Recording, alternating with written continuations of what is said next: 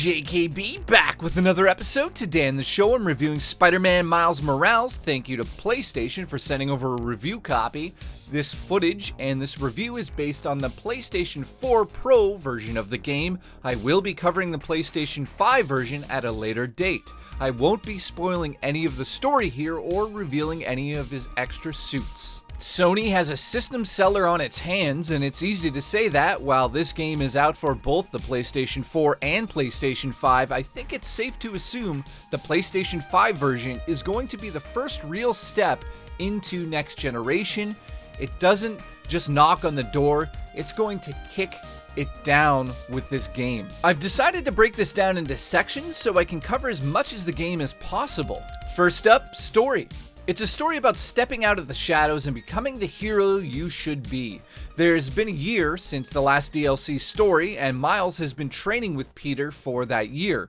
Peter is pulled away from the city, and now you're left in New York, stuck in between two warring factions, the Roxxon Energy Corp and a high-tech criminal army known as the Underground, which is led by the Tinkerer. Tinkerer. The story is told in the same cinematic way as the first game, and music is beautifully dropped in with grace within moments that you wouldn't expect, and it works so well. The pacing is perfect in this game. These characters on screen become real. This is a video game, but the talented team at Insomniac Games has unlocked the perfect formula. You don't just play as Miles, you become Miles. The story is great, and you won't be disappointed at all. It's a pure comic book joy to be able to play this game. Next up, I'm going to cover gameplay systems. First up, I'll confirm there's a lot of suits in this game to collect, and of course, you can upgrade them over time. There's visor mods and suit mods, which you'll be able to upgrade over time, and you'll be able to do things that just make the game easier and make combat more enjoyable, such as increasing the window for a perfect dodge during combat. The combat is just as amazing as the first game, but there's an added electrical attack that bumps the combo system up in ways I wasn't expecting. Next up, you can upgrade your gadgets as well, and I won't ruin any of these in this review, but I will say that they're in the game to extend the combat and the combo system, and while I forget about them most of the time, they're a lot of fun to use during combat when you remember you're able to use them. And just to clarify that statement, I mean that I forget there's extra things you can do in combat, because the combat on its base level is such a blast that you can just do it over and over without even getting to the gadgets. And of course there's a skill tree with 3 different paths that you can upgrade over time, and once again I won't name them directly, but I will say upgrading his electricity power is a lot of fun, and using it in combat after it's upgraded only makes the combat even better in this game. Combat is as good, if not better, than the first game. It's incredible how smooth combos can be pulled off.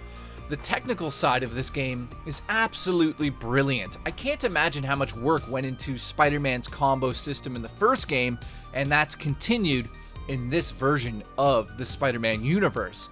But this isn't just a superhero game with amazing combat systems in place. It's literally the best combat system in any superhero game I've ever played. Now, the way you get side missions in this game is actually a lot of fun.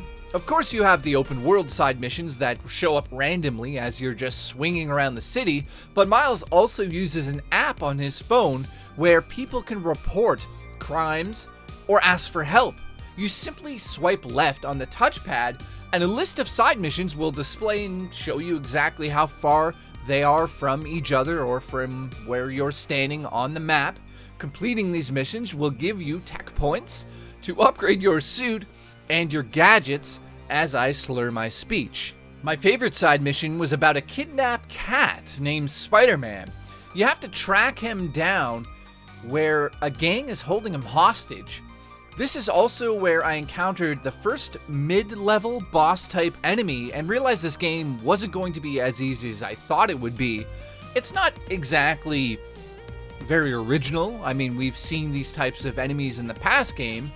You had to string together the right moves at the right time to take him down, After this point in the game, I started to realize, well, these combos don't just simply work over and over, that you have to switch them up. So it's interesting to see that they've taken that into account.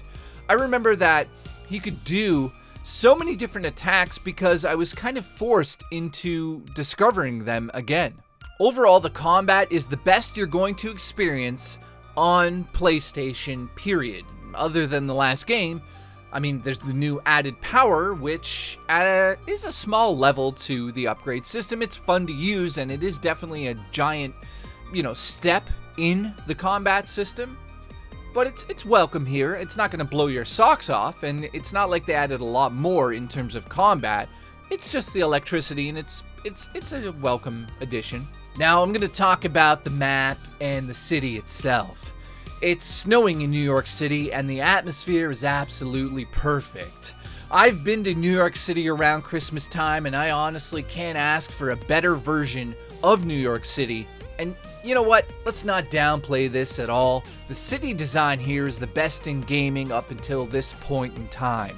There's new set pieces, which I'm not even going to cover in this game because the whole city is spectacular and you need to experience it for yourself.